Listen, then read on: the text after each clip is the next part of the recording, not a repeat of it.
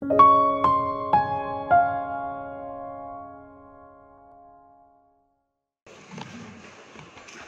Ibu sekalian, saudara-saudara sekalian dikasihi Tuhan, mari kita membaca terlebih dahulu dari kitab Rut ayat 1 sampai dengan ayat yang ke-22. Kitab Rut setelah Hakim-Hakim ya, kita akan menemukan kitab Rut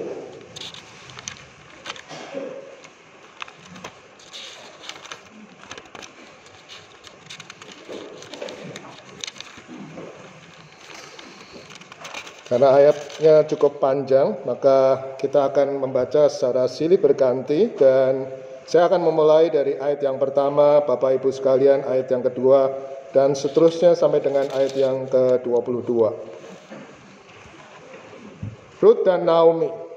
Pada zaman para hakim memerintah, ada kelaparan di tanah Israel. Lalu pergilah seorang dari Bethlehem Yehuda beserta istrinya dan kedua anaknya laki-laki ke daerah Moab untuk menetap di sana sebagai orang asing.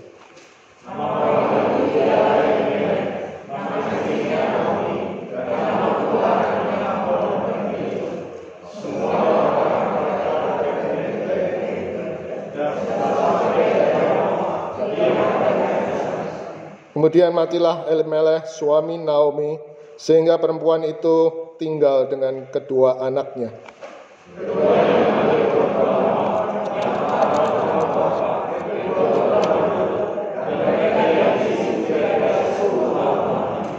Lalu matilah juga keduanya, yakni Mahlon dan Kilion, sehingga perempuan itu kehilangan kedua anaknya dan suaminya.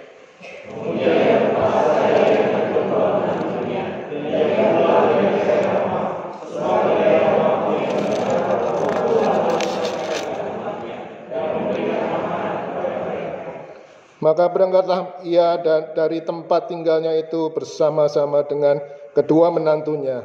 Ketika mereka sedang di jalan untuk pulang ke tanah Yehuda,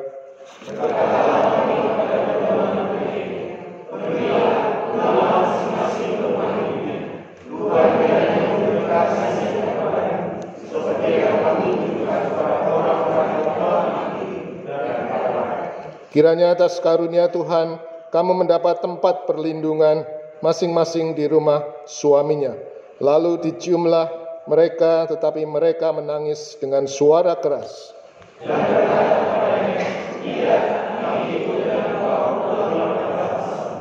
Tetapi Naomi berkata, pulanglah anak-anakku, mengapakah kamu turut dengan aku? Bukankah tidak akan ada lagi anak laki-laki yang kulahirkan untuk dijadikan suamimu nanti?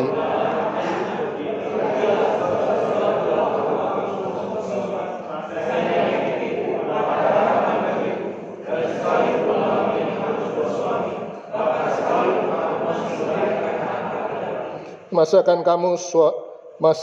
kamu menanti sampai mereka dewasa? Masakan karena itu kamu harus menahan diri dan tidak bersuami? Janganlah kiranya demikian, anak-anakku. Bukankah jauh lebih pahit yang aku alami daripada kamu? Sebab tangan Tuhan teracung terhadap aku.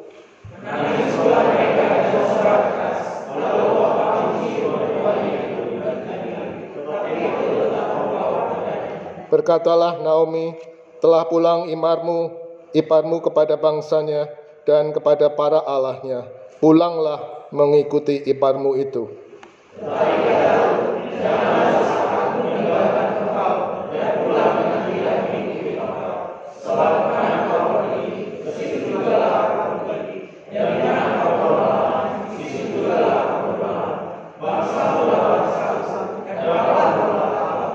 Di mana engkau mati, aku pun mati di sana, dan di sanalah aku dikuburkan.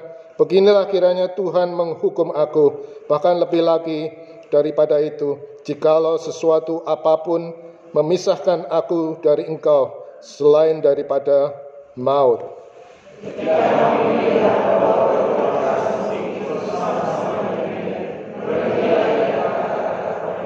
Dan berjalanlah keduanya sampai mereka tiba di Betlehem. Ketika mereka masuk ke Betlehem, gemparlah seluruh kota itu karena mereka, dan perempuan-perempuan berkata, Naomi kah itu?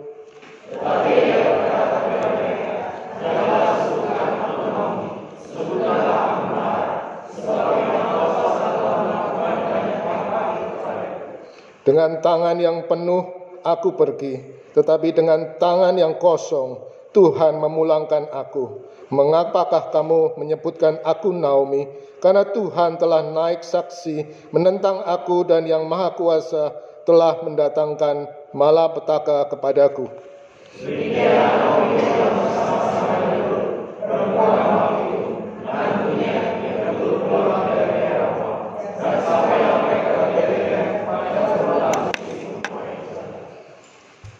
Demikian jauh firman Tuhan sudah dibacakan, dan berbahagialah kita yang sesudah membaca kemudian merenungkan bersama-sama dan akhirnya menemukan kebenaran. Kebenaran itulah yang akan menguatkan kehidupan kita di masa-masa kita boleh hidup di dunia ini. Bapak Ibu sekalian yang dikasihi Tuhan, kalau ada di antara kita pernah ke Jepang atau pernah minimal menonton film ya. Film ini berkisah mengenai anjing yang bernama Hachiko. Ini dari ras Akita. Ini kisah nyata ya Bapak Ibu sekalian. Pada waktu pagi saya melihat film ini ada dua versi. Yang pertama film versi Jepang itu tahun 87, dan versi Barat yang dibintangi oleh Richard Gere tahun 2009, sama-sama bercerita mengenai anjing ini. Anjing ini adalah anjing rasnya ras Akita. Kalau Bapak Ibu sekalian mungkin mencoba membandingkan anjing Akita ini mirip seperti herder, seperti collie, atau mungkin seperti husky yang pintar dan setia ya, di dalam mengikut tuannya.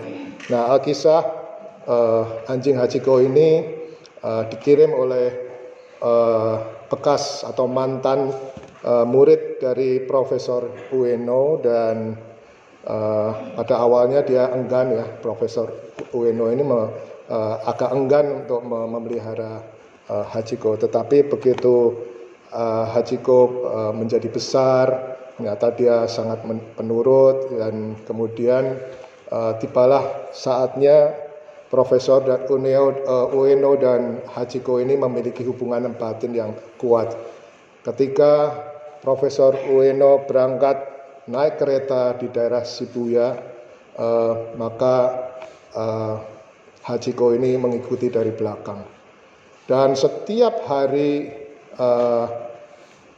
Profesor Ueno berangkat naik kereta menuju ke Universitas Tokyo di pusat, sementara Shibuya itu ada di Tokyo Selatan, dan Hachiko ini menyertai Profesor Ueno selama hampir 3 tahun.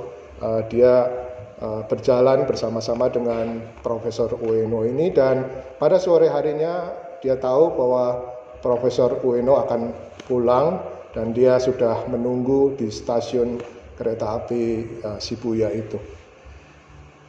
Sudah 3 tahun lamanya, dan memang Hachiko ini adalah Hachiko yang setia. Nah, satu kali Profesor Ueno ini ketika berangkat untuk mengajar di Universitas Tokyo, dia mengalami serangan jantung dan kemudian meninggal, dan tidak akan pernah pulang lagi. Tetapi Hachiko masih setia untuk menunggu kedatangan dari Profesor Ueno. Ketika jadwal kereta api dari Tokyo Pusat ke Tokyo Selatan alias Shibuya ini sudah tiba, dia melihat satu persatu dan ternyata tidak mendapati Profesor Ueno ini. Dan tidak lama kemudian dia melihat ada sekumpulan orang yang berkumpul di rumah dari Profesor Ueno ini. Ternyata Profesor Ueno itu sudah meninggal dan kemudian dikremasi. Dan Hachiko menjadi sebatang kara ya, karena tidak ada orang yang betul-betul mencintai atau menyayangi anjing ini, dan dia sempat diadopsi oleh tetangga dari Profesor Ueno, tetapi setiap kali dia balik. Rumahnya juga akhirnya dijual ke sepasang orang yang tidak terlalu menyukai anjing. Tetapi dia selalu balik dan selalu dia menunggu pada sore hari untuk menjemput tuannya yang tidak akan pernah lagi muncul di situ. Dan selama 10 tahun dia menunggu dengan setia sampai tua ya. Karena kalau kita lihat ya, dari 3 tahun dia menunggu dan mengantarkan majikannya, ditambah dengan 10 tahun, berarti dia sudah berumur 13 tahun. Dan untuk seekor anjing mungkin harus dikali 8 supaya dapat 104 tahun ya. Jadi sudah cukup tua untuk seekor anjing. Tapi dia tetap setia di dalam menunggu tuannya, dan oleh karena itu untuk memperingati atau mengenang kesetiaan dari Hachiko, maka didirikan patung perunggu Hachiko di depan stasiun kereta api Shibuya. Shibuya dikenal dengan salah satunya Shibuya Crossing ya, persimpangan Shibuya. Di situ ada 5 titik penyeberangan, dan ajaib luar biasa karena persimpangan Shibuya atau Shibuya Crossing ini terkenal dengan ribuan orang yang menyeberang pada saat yang sama, dan itu merupakan persimpangan jalan yang tersibuk di dunia katanya. Tapi disitulah kalau kita melihat ada patung perunggu Hachiko, orang-orang pada foto-foto di sana mengenang dari Hachiko ini. Nah, Bapak Ibu sekalian dikasihi Tuhan, seekor anjing seperti Hachiko ini telah menunjukkan kesetiaannya kepada tuannya. Dia tidak berpaling pada orang yang lain meskipun tuannya yang asli itu sudah meninggal. Dan ketika misalnya Anda berkesempatan untuk menonton filmnya, kita pasti akan menitikkan air mata karena terharu dengan kesetiaan dari Hachiko itu. Nah, bagaimana dengan kita? Kita perlu menunjukkan atau perlu mendefinisikan terlebih dahulu arti kata setia. Setia, definisi pertama adalah berpegang teguh pada janji, pada pendirian, patuh, taat, bagaimanapun berat tugas yang dijalankan, ia tetap setia melaksanakannya. Ini salah satu contoh. Jadi berpegang teguh. Kalau kita selalu sekali meyakini, maka kita harus memegang itu erat-erat sampai kita berpulang nanti. Misalnya setia pada ajaran dari misalnya gereja kita, dan tentunya berasal dari firman Tuhan. Apakah kita berpegang teguh pada janji atau pada pendirian, keyakinan kita? Pada waktu kita mengucapkan pengakuan iman rasuli, apakah kita betul-betul memegang teguh akan apa yang ada di dalam ucapan itu, dan kita meyakini dan kita menghidupi pengakuan iman rasuli itu. Yang kedua adalah tetap dan teguh hati. Dalam persahabatan, dalam pernikahan, dalam hubungan antar manusia itu teruji atau tidak teruji ketika masalah datang silih berganti. Di dalam persahabatan, kalau Anda semua adalah orang-orang yang mungkin masih muda, kita banyak mengenal sahabat-sahabat kita. Kalau kita mencoba meneliti ulang siapa-siapa saja orang-orang yang menjadi sahabat kita, mungkin banyak, mungkin ada 5, ada 10, ada 20, ada 50 misalnya. Tetapi pertanyaan yang penting adalah, apakah dari sekian banyak teman-teman kita bisa kategorikan sebagai teman yang setia, teman yang bisa diajak ngobrol, teman yang selalu mendengarkan kita, teman yang tidak pernah membocorkan hal-hal rahasia yang sudah diceritakan kepadanya, atau orang-orang yang selalu mendukung dia bukan hanya karena suka, tetapi juga dalam duka mereka tetap setia. Mungkin Anda bisa pejamkan mata sebentar dan kemudian merenungkan berapa banyak teman-teman kita yang mungkin kita anggap teman ya, tetapi ternyata bukan teman sama sekali. Saya cukup sedih ya ketika ayah saya meninggal dalam usia 54 tahun ya, cukup muda untuk seorang yang hidup di dunia ini ya. Pada waktu dia masih hidup ya, banyak temannya. Dan di Solo ada perkumpulan orang-orang yang suka kelayapan malam ya, termasuk ayah saya itu suka kelayapan malam bersama dengan teman-temannya tadi ya. Tapi begitu ayah saya sakit dan kemudian meninggal, banyak dari mereka meninggalkan ayah saya dan menjadi pertanyaan, apakah mereka pada waktu senang-senang saja menjadi teman? Ada uang abang sayang, tidak ada uang abang melayang katanya. Dan itu terjadi di dalam persahabatan. Bagaimana dengan pernikahan? Banyak orang dunia selalu berbicara mengenai setia terhadap pasangannya, terhadap keluarganya, dan seterusnya. Di dalam gereja pun tentunya kita mengikrarkan janji pada waktu menikah, wedding vow, janji setia satu dengan yang lain. Dan itu disaksikan jemaat berjanji untuk setia hidup satu hidup, bukan satunya mati ya. Satu hidup ya satunya mati, semuanya hidup dan semuanya mati. Tetapi berapa banyak dari orang-orang dunia, tetapi juga orang-orang di gereja, saya berharap di gereja ini tidak ada. Berapa banyak pasangan yang meninggalkan pasangan yang lain. Suami meninggalkan istri, istri meninggalkan suami.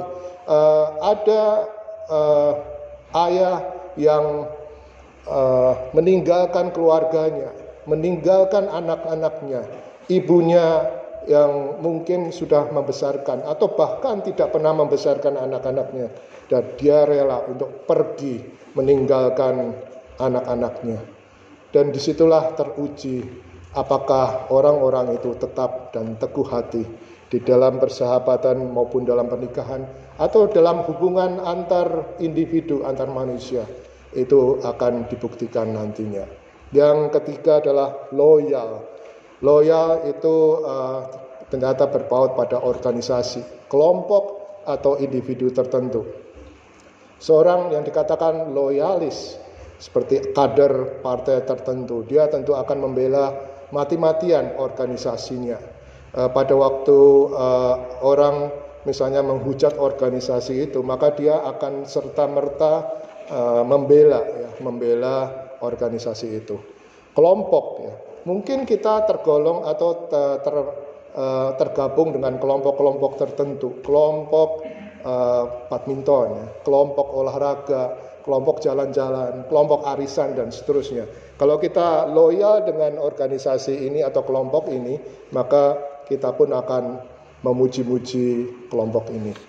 Atau dengan individu tertentu. Memang ada beberapa orang yang mengidolakan individu tertentu dan dia menganggap bahwa ini kayak setengah dewa gitu ya. Karena saking dia percaya, saking dia merasa bahwa individu itu membantu, menolong dia, sehingga dia loyal terhadap individu itu.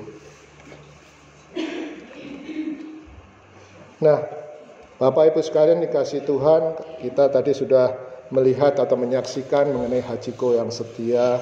Yang kedua, kita juga sudah mulai memahami apa arti kata setia dalam definisi sehari-hari.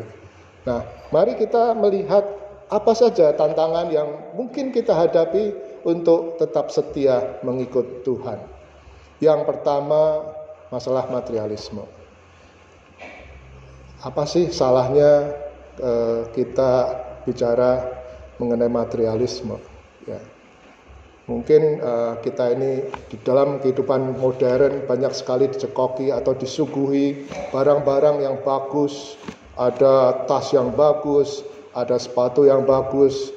Kemarin ada dari satu kelompok KTP, bukan KTP ya, saat teduh di dalam retreat, bicara mengenai bagaimana mencoba mengejar untuk membeli satu sepatu yang bermerek, yang dengan susah payah harus antri dan sebagainya.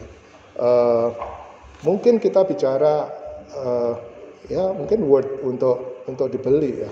Tetapi karena materialisme ini sangat melanda kehidupan kita di abad modern ini, maka material atau materi menjadi dewa buat kita. Materi ini akhirnya menyingkirkan kita dari mengikut Tuhan, dan kita lebih berpegang kepada materi-materi itu.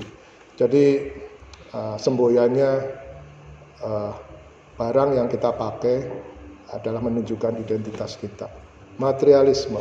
Yang kedua, masalah pinjol, judol, itu menjadi sesuatu yang mungkin pada awalnya bagus ya, tetapi kalau kita tidak hati-hati di dalam menyikapi masalah pinjol dan judol ini, maka kita akan terjerat dan bisa jadi kita berpaling dari Tuhan dan kita tidak setia terhadap Tuhan. Yang berikutnya, kita iri dengan orang lain. Kita melihat kiri kanan kita, depan kita, kita merasa bahwa tetangga kita punya TV, sementara kita tidak punya TV yang 32 inch. Wanita atau istri bicara sama suaminya, tolong dong kita beli TV 32 inch.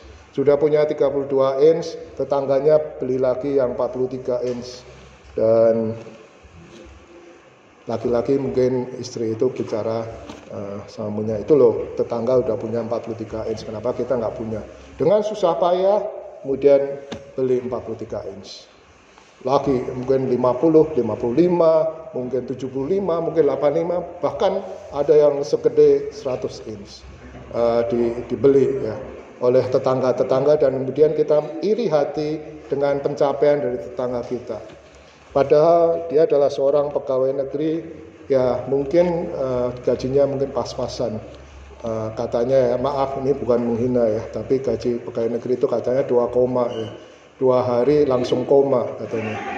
Ya, itu masalah ya buat kita semua. Tetapi anehnya dan ajaibnya ternyata pegawai negeri itu bisa hidup sampai akhir bulan dengan gaji 2,5 atau 2 koma tadi.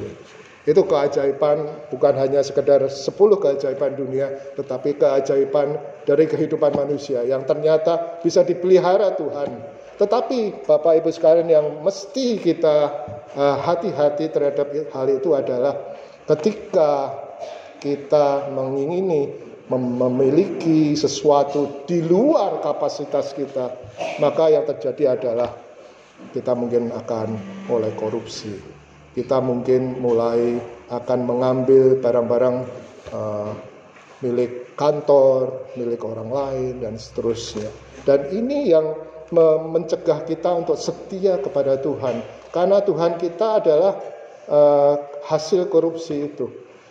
Apakah dengan ditangkapnya orang-orang yang mengkorupsi dari misalnya proyek laptop Chrome yang nilainya 7,7 triliun rupiah, ya 7,7 triliun rupiah.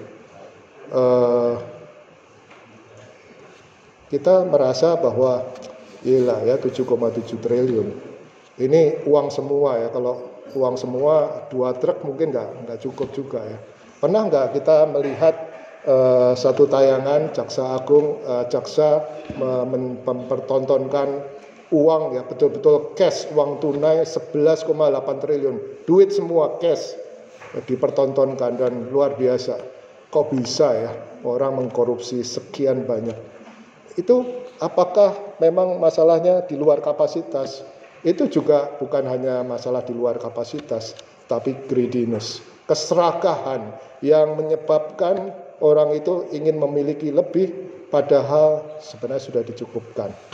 Gaya hidup, Bapak Ibu sekalian, kita melihat mungkin di TikTok, di Instagram, mungkin tayangan di TV dan seterusnya, ada orang-orang yang gaya hidupnya, apalagi selebriti, selebgram itu ya, yang tasnya lah, yang sepatunya lah, yang gaya dandanannya lah, yang operasi plastik lah, yang dari yang jutaan sampai puluhan juta, karena gaya hidup mau hidungnya kurang mancung, dimancungin ya, tambah pakai hidung tempelan dari bokong dan seterusnya begitu ya. Dan itu gaya hidup yang akhirnya menjebak orang untuk setia kepada Tuhan. Yang berikutnya Bapak Ibu sekalian, masalah keperosotan moral. Kita menyadari ya, bahwa di dalam kehidupan kita itu tentu kita akan diatur dengan aturan-aturan moral, aturan etika, masyarakat budaya, dan adat istiadat dan seterusnya, dan tentunya adalah firman Tuhan. Tetapi yang terjadi adalah kita mulai menormalisasi etika, menormalisasi firman Tuhan. Tuhan katakan itu dosa, ya enggak usah ekstrem-ekstrem lah, itu bukan dosa.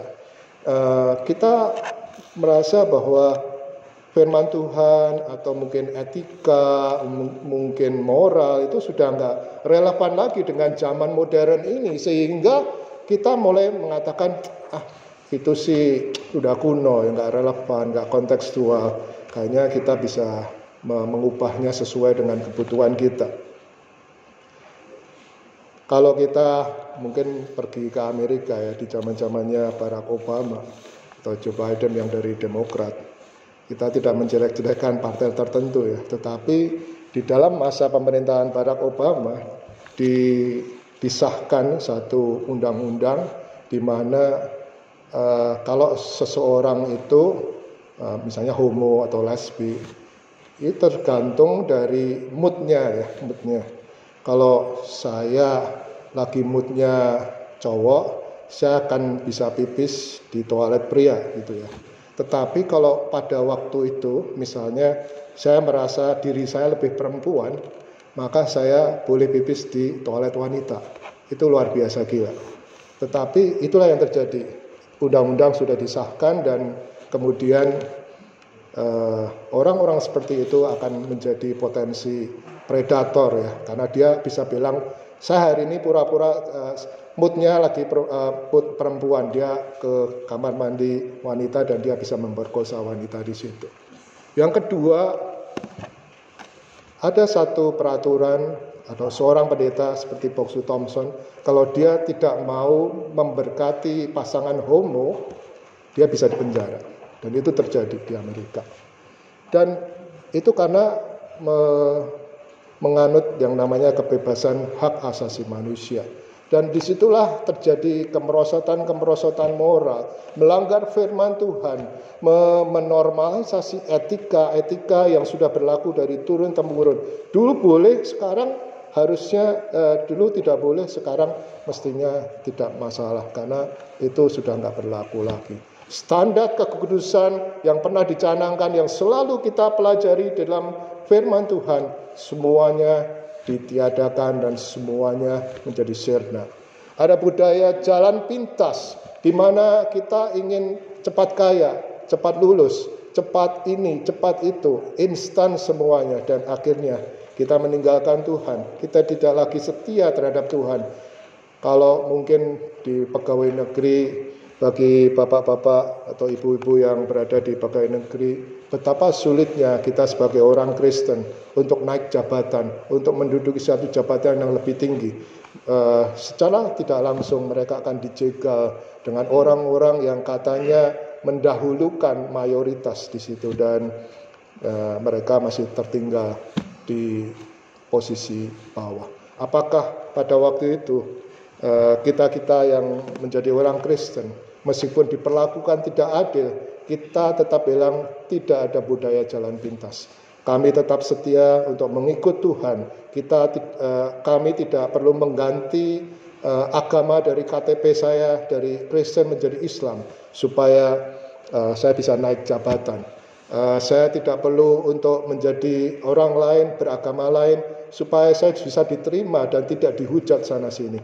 Tetapi kenyataannya kalau kita melihat selebritas yang ada sekarang ini, meskipun mereka sudah berganti agama, tetap aja dihujat, tetap aja dipersalahkan dan seterusnya. Jadi apa gunanya mereka menjual iman mereka dengan hal-hal yang menjadi jalan pintas? Itu menjadi tantangan ya buat kita semua untuk tetap setia di dalam mengikut Tuhan. Nah, bagaimana dengan kesenangan atau ego pribadi? Kita hidup di dalam memuaskan diri kita. Gadget atau HP menjadi pegangan kita sehari-hari. Kalau kita tidak sehari pun atau sejam pun memegang HP, membuka TikTok, menjawab email, menjawab WA dan seterusnya, kelihatannya kita menjadi punya masalah ya dengan kehidupan kita. Apalagi kalau HP itu hilang atau tertinggal di mana. Itu menjadi menjadi sesuatu yang menyebabkan kita merasa kesal ya. Nah, kesenangan atau ego pribadi itu ditunjukkan dengan hidupku, hidupmu. Dan itu yang terjadi dalam kehidupan banyak orang. Ketika mereka merasa hidupnya mau melakukan sesuatu, terus kemudian dikritik orang lain, dia merasa, ya kamu mengganggu, ini privasi saya, kehidupan saya pribadi, kalian tidak berhak untuk ikut campur. Tetapi ketika kita hidup seperti di gereja, misalnya kalau kita ditegur orang lain, tapi kita kemudian merasa kebal, berhati-hatilah, itu berarti ada tanda-tanda kita mulai tidak setia kepada Tuhan dan kemudian kita berakhir di dalam menentang Tuhan dan meninggalkan Tuhan. Ketidakpedulian terhadap orang lain. Kenapa ketidakpedulian pada orang lain itu bisa dikategorikan sebagai bahaya atau tantangan di dalam mengikut Tuhan?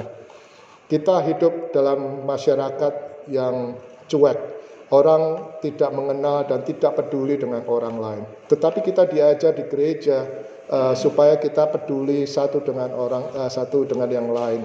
Kita apakah peduli dengan orang di sekitar kita, kiri, kanan, depan, belakang kita, mengenai mereka yang mungkin dalam kesulitan ekonomi, kesulitan keluarga, kesulitan rumah tangga, kesulitan yang mungkin dihadapi orang lain. Apakah kita peduli dengan mereka? Apakah kita mencoba ingin tahu kepada orang-orang yang mengalami kesulitan? Disitulah sebenarnya tantangan untuk setia. Kita perlu peduli dengan orang lain. Karena itulah yang memupuk kita untuk tetap setia kepada Tuhan, membawa mereka untuk terus berada di jalur Tuhan. Nah, setelah saya bicara agak panjang lebar karena kita barusan membaca dari Rut pasal 1 ayat 1 sampai 22, maka kita akan mencoba mendalami sedikit mengenai kitab Rut ini ya. Rut merupakan nama dari salah satu tokoh perempuan dari kitab ini dan berasal dari suku bangsa Moab. Ya. Dan di dalam kitab kanon Ibrani dan Septuaginta maka hanya kitab Rut dan Esther yang menggunakan nama perempuan. Yang lain-lainnya banyak didominasi oleh laki-laki. Ya. Jadi hanya dua ini, Rut dan Esther, yang kita bisa temukan di dalam Alkitab kita.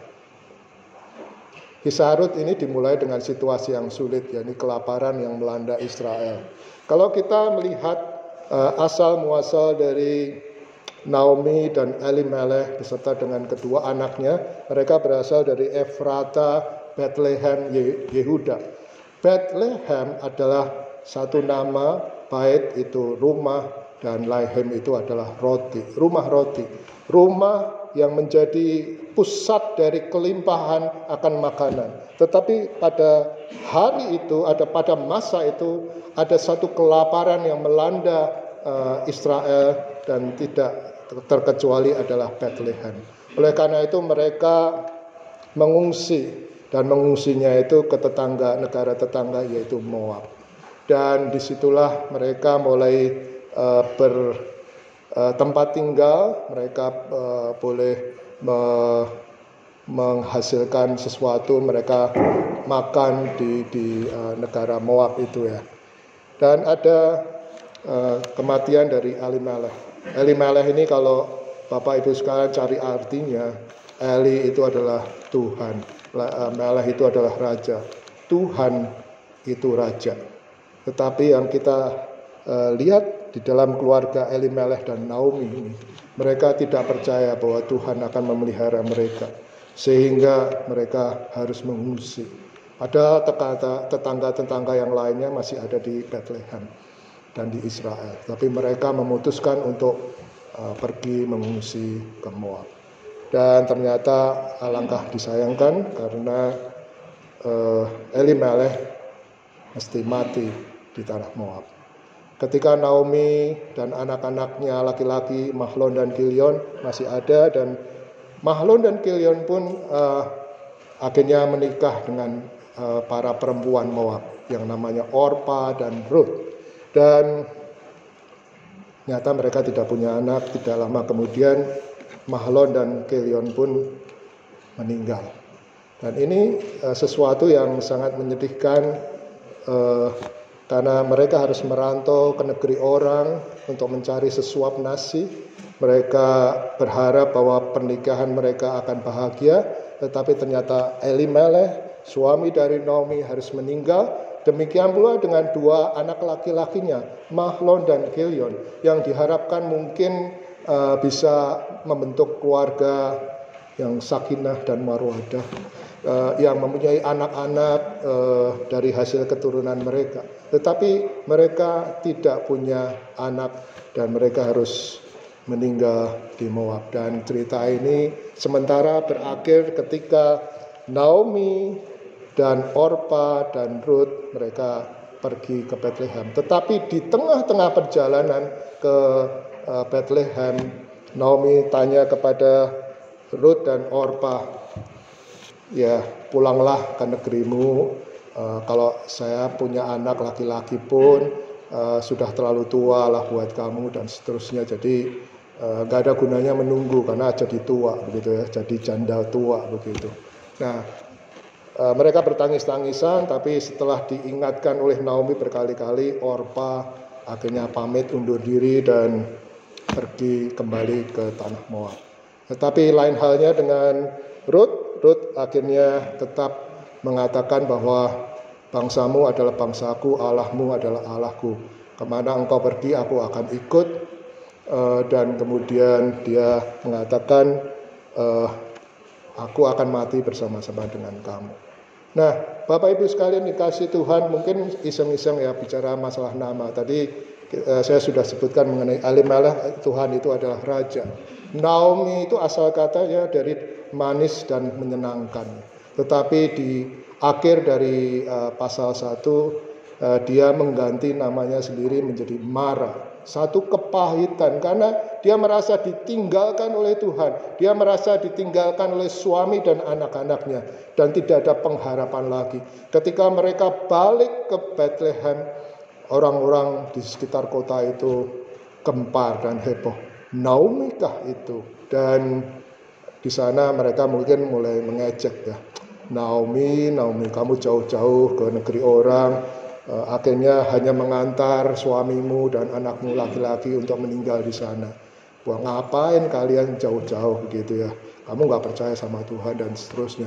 Jadi dari masyarakat sekitarnya timbul satu pertentangan, suatu cemoohan atau satu hukuman sosial bahwa Naomi bukanlah orang yang setia di dalam mengikut Tuhan. Tetapi kalau kita baca dari pasal 1, pasal 2, pasal 3, dan pasal 4, ya, cerita ini berakhir dengan bahagia.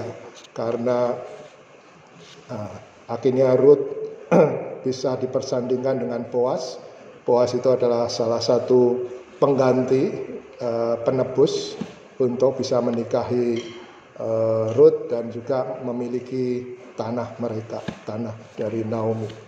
Dan dari pernikahan dengan Boaz, maka kita tahu di pasal 4 ayat 18 sampai 22, disitulah silsilah yang berakhir dengan Daud. Silsilah itu akan berakhir dengan Daud, dan kita tahu bahwa Daud akhirnya menghasilkan, kalau diurut-urut semuanya akan menghasilkan Yesus Kristus. Dan disitulah seorang Ruth dari bangsa Moab, yang bangsa yang sebenarnya tidak mengenal Tuhan, yang menyembah Allah-Allah para dewa, tetapi akhirnya karena kesetiaannya mengikut Naomi dan peka terhadap kehendak Tuhan, maka dia boleh dipakai Tuhan untuk menghasilkan keturunan silsilah menjadi silsilah Daud dan kemudian menghasilkan keturunan Yesus Kristus. Nah, siapa penulis dari kitab Taurat Rut ini? Maka kita tahu bahwa penulisnya adalah Nabi Samuel. Menurut Talmud atau tradisi Yahudi diperkirakan ditulis antara 1100 sekian ya sebelum Masehi, ya kira-kira abad 11 atau abad 10 sebelum Masehi. Nah, kata-kata terakhir dalam kitab ini menghubungkan Rut dengan cicitnya Daud, dan diperkirakan memang kitab ini ditulis setelah pengurapan dari Daud sendiri.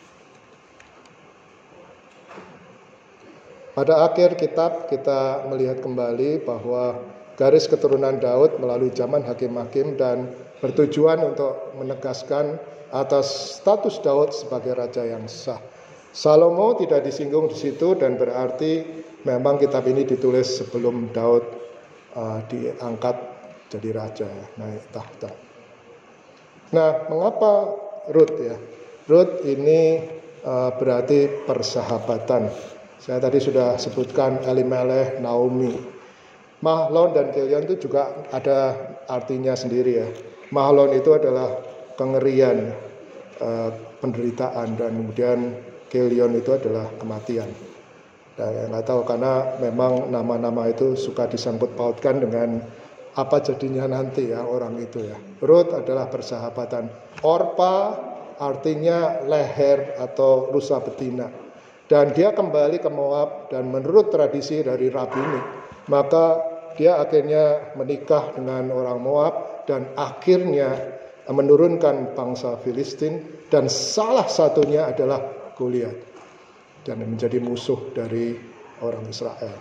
Nah, itulah akibat dari ketidaksetiaan Orpa di dalam mengikut Naomi, dan kemudian dia kembali ke negara asalnya, dan kemudian dia menyembah para allah Moab itu dan menikah dengan orang Moab dan menghasilkan bangsa Filistin yang anti Tuhan. Nah, Bapak Ibu sekalian yang dikasihi Tuhan, kisah Rut ini adalah kisah bagaimana Allah dengan kasih setianya menunjukkan, mewujudkan rencana Allah, dan kemudian memulihkan kehidupan Naomi lewat Rut yang akhirnya dipersandingkan dengan Boaz. Piper dan Harrison mengatakan Rut menduduki tempat yang penting di dalam sejarah Israel, dan dia menjadi nenek moyang dari Raja Daud. Bapak Ibu sekalian, orang Ibrani atau orang Israel itu sangat bangga dengan bangsanya sendiri, sehingga agak aneh, tetapi itu menjadi satu hal yang menegaskan bahwa Rut meskipun bukan bangsa Israel, tetapi namanya diabadikan sebagai salah satu salah satu kitab yang menunjukkan bahwa dia adalah orang yang juga dihormati oleh orang Israel.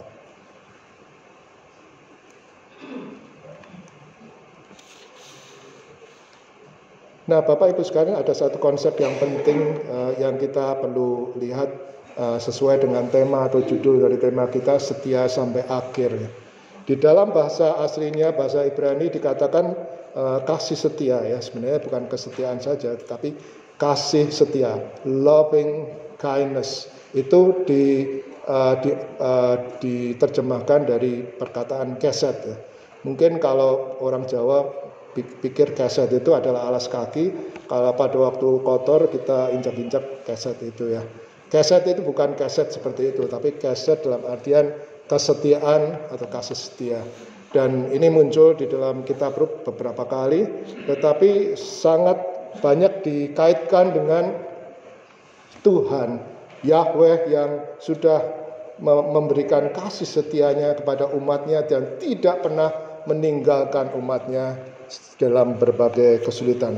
Dalam hal ini dia tidak meninggalkan kisah sedih penderitaan dari Naomi dan Rut yang mesti balik ke Bethlehem dan tidak punya apa-apa. Tetapi ternyata lewat hidup mereka, terutama hidup Rut, maka lahirlah Daud dan akhirnya lahirlah Yesus Kristus. Jadi kita melihat ada dua hal, satu di tingkat ilahi, maka Kitab Rut ini mengajarkan kepada kita bahwa kita tidak boleh lupa akan pemeliharaan Tuhan. Tuhan yang peduli, Tuhan yang setia, yang akan melindungi umatnya sampai pada kesudahannya nanti. Tetapi di tingkat manusia ditunjukkan bahwa seorang manusia itu juga boleh setia kepada orang lain. Dalam hal ini adalah Rut yang setia kepada Naomi dan menunjukkan kasih setianya. Satu, menjadi breadwinner, ya, menjadi orang yang mengumpulkan gandum-gandum yang tercecer, dan kemudian dia menyetujui rencana Naomi karena di adat istiadat Yahudi kalau ada orang yang menjadi janda atau ada yang meninggal maka harus ada orang yang meneruskan.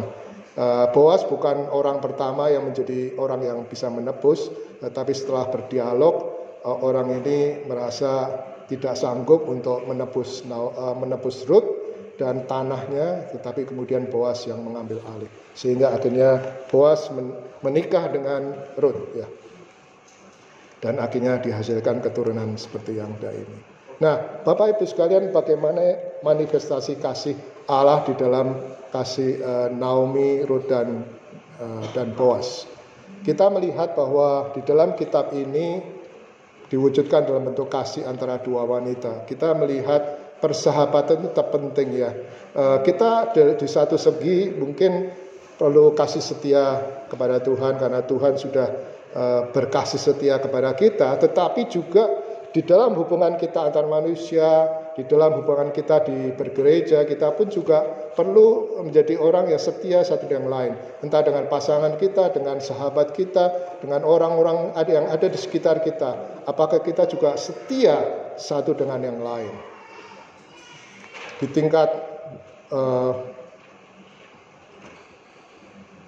tingkat Allah atau ilahi, maka kita melihat akan kesetiaan Allah tentang rencana keselamatan dari Allah itu sendiri.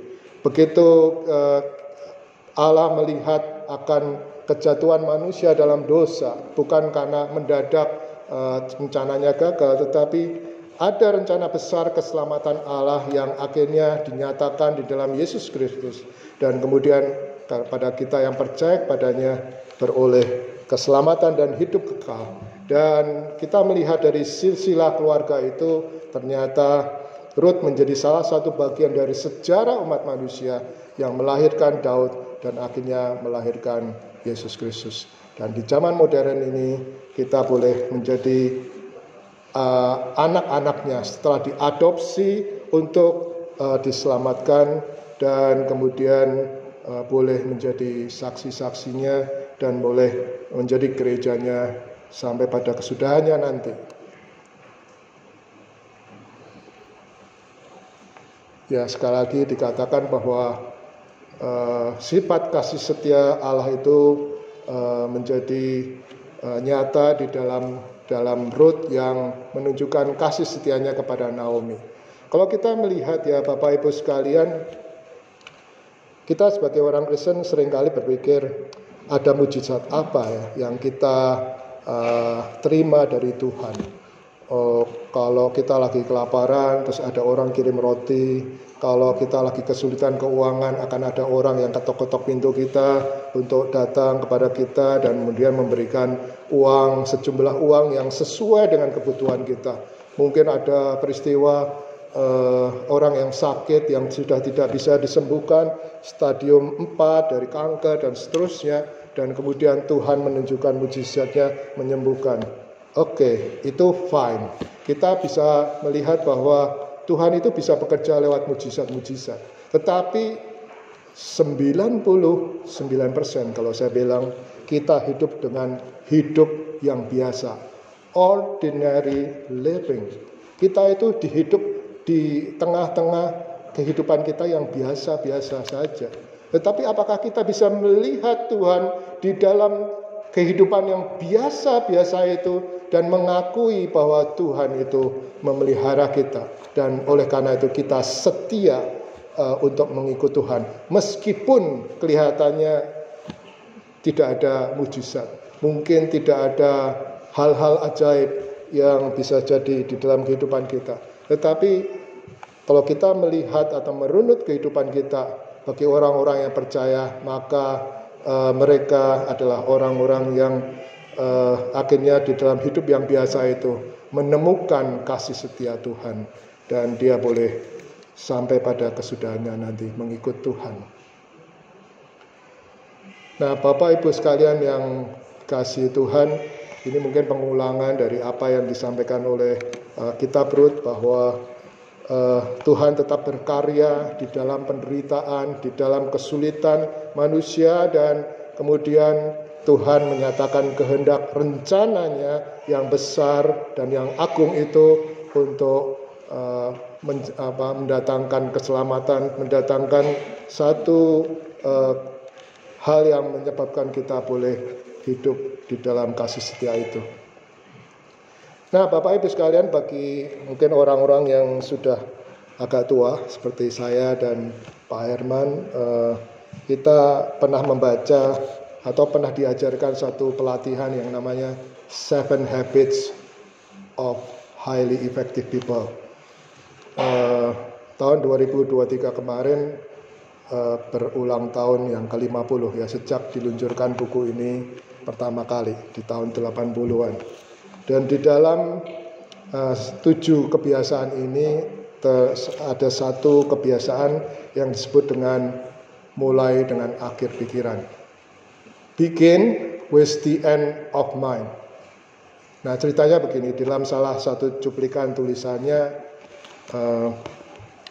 dia bilang begini, satu kali saya terbangun dan kemudian saya mendapati bahwa saya ada di dalam peti mati.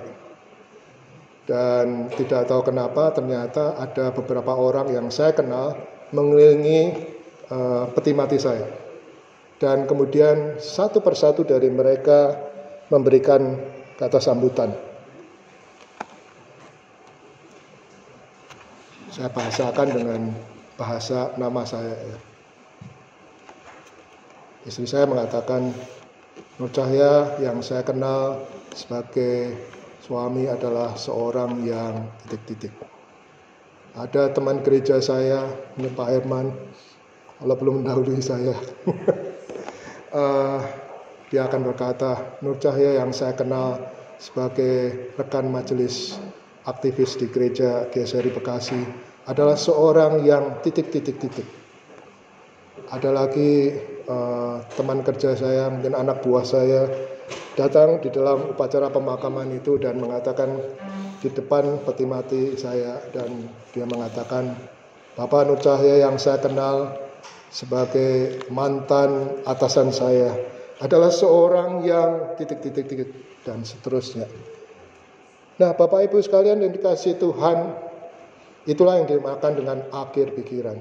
Kalau kita bicara setia, mungkin sekarang ini kita lagi menggebu-gebu, bubbling di dalam mengikut Tuhan. Kita merasa hidup baru, kita merasa bahwa hidup kita banyak diberkati Tuhan, ada banyak kesempatan bagi kita untuk melayani Tuhan.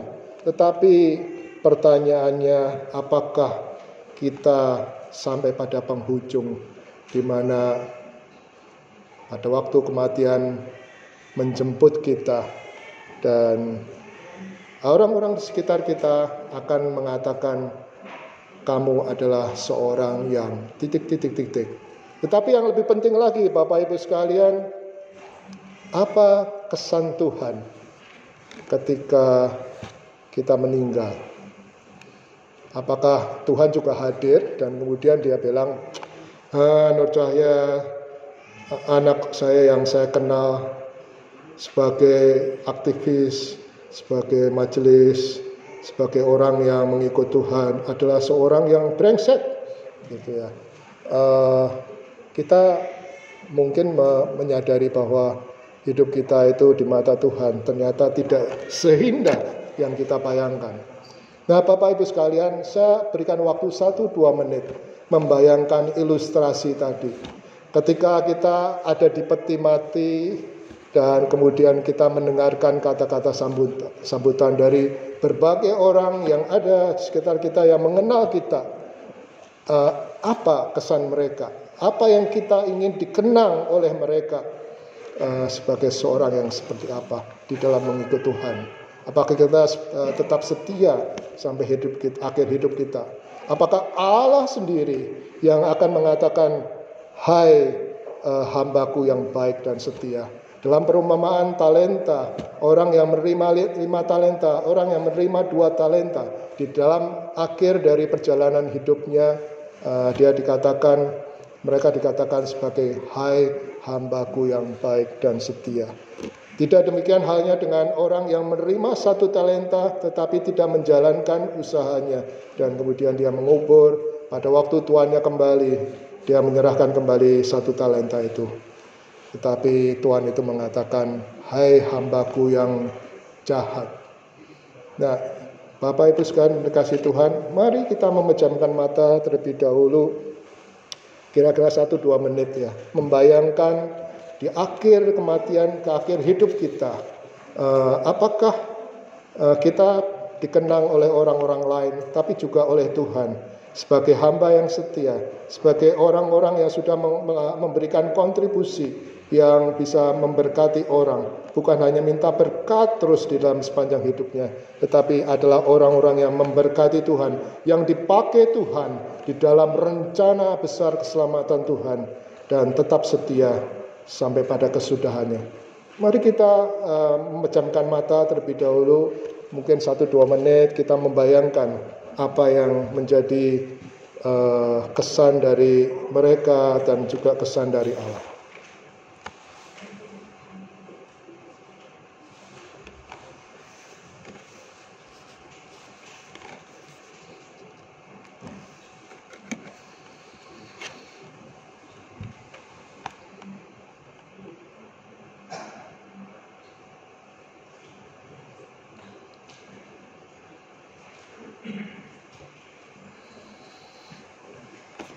Baik, mudah-mudahan dengan ilustrasi atau imajinasi singkat ini kita terus boleh tetap setia di dalam mengikut Tuhan.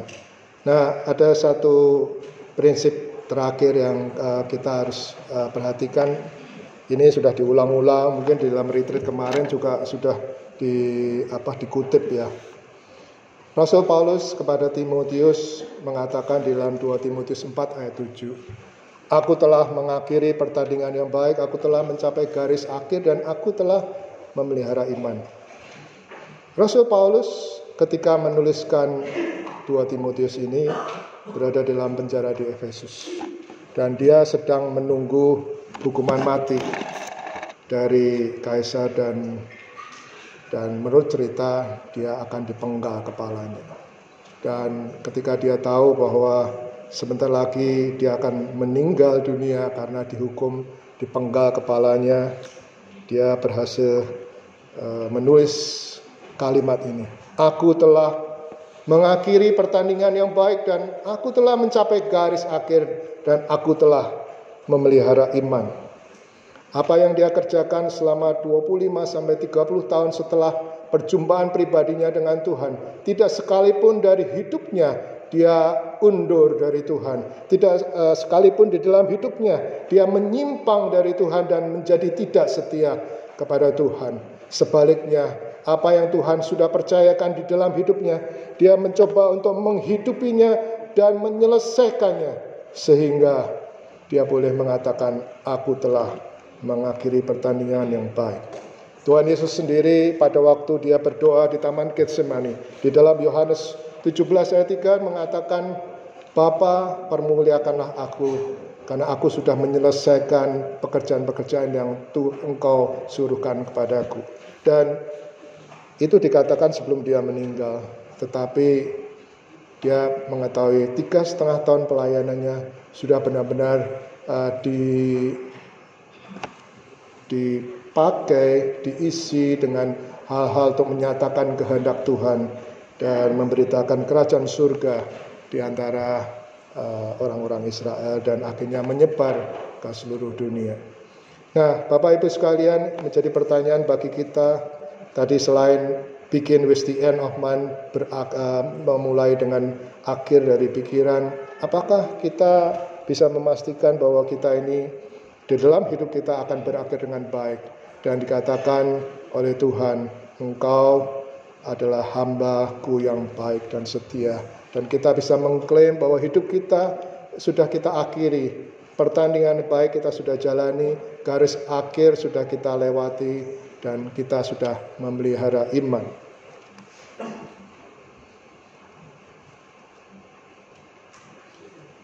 Saya sebenarnya sudah sampaikan ini, saya bagikan pada PW Unike bulan kemarin ya, Mei, tapi khususnya almarhumah ya, ibu-ibu ya. Saya kombinasikan dengan bapak-bapak ya. Kalau kita bicara secara teoritis atau secara konsep, maka mungkin kita akan dengan gampang mengatakan, ya aku sudah setia. Tetapi ketika kita membandingkan hidup kita ya, di sini ada saksi Bapak Petrus Kalangit yang meskipun pada waktu itu beliau sudah sakit dan seterusnya, dia tetap setia melayani Tuhan sampai dipanggil pulang. Almarhum Bapak Yong Himpung menjadi saksi dari Ibu Peris, bagaimana dia juga tetap setia sampai akhir hidupnya. Almarhum Bapak Sisworo, suami dari Bu Mula, juga tetap setia mengikut Tuhan sampai akhir hidupnya. Almarhumah Ibu Endang, almarhumah Ibu Ice, almarhumah Ibu Heri, dan lain-lain yang mungkin kita bisa sebutkan, yang dimana mereka adalah orang-orang yang tetap setia sampai pada akhirnya, dan mereka menjadi teladan bagi kita. Mungkin Anda bisa pikirkan, renungkan apa saja hal baik, kesetiaan yang mereka tunjukkan di dalam kehidupannya, sehingga kita bisa belajar dari mereka untuk tetap setia kepada Tuhan sampai pada akhirnya nanti. Nah, apa implikasi teologisnya Bapak Ibu sekalian? Kita seringkali tidak mau mengalami penderitaan atau kesusahan. Seringkali kita mengeluh kepada Tuhan, Tuhan katanya kalau aku mengikut Tuhan, hidupku akan lebih enak. Ya, ini konsep teologis yang salah. Tuhan, kamu kan memelihara dan peduli sama saya. Kenapa hidup saya menderita? Kenapa saya hidupnya penuh dengan kesulitan?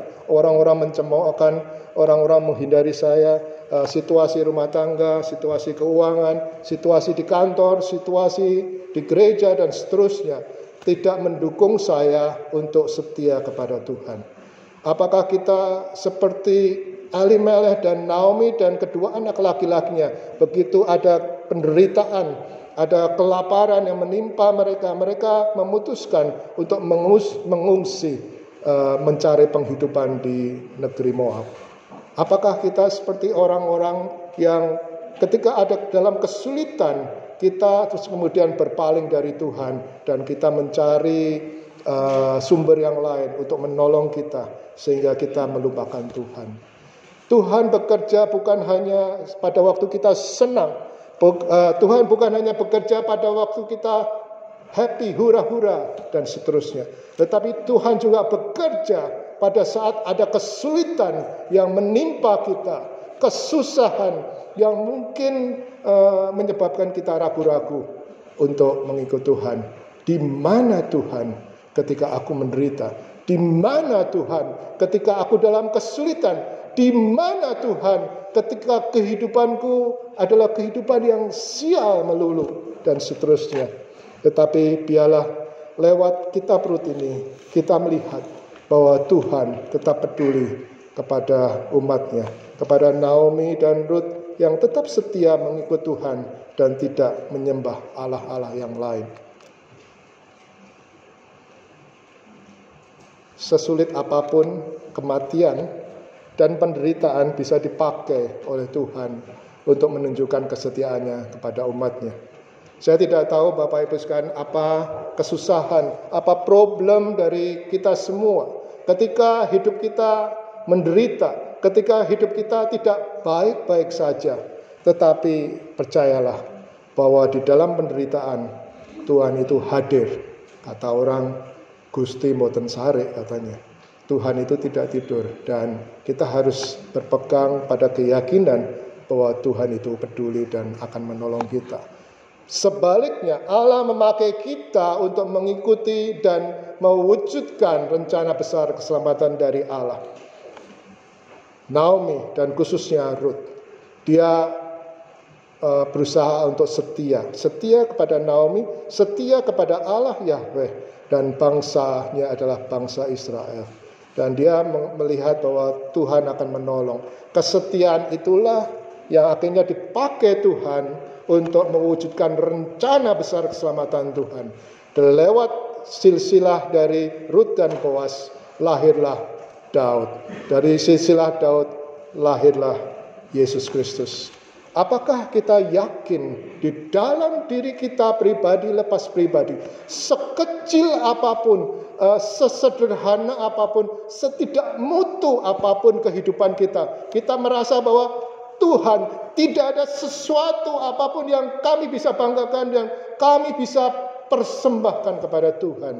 Tetapi hari ini Tuhan menantang kita, sekecil apapun apa yang menjadi apa yang kita miliki, biarlah itu menjadi berkat, biarlah itu dipakai Tuhan untuk mewujudkan rencana Tuhan, rencana besar keselamatan dari Tuhan, untuk menjadi berkat bagi orang-orang di sekitar kita.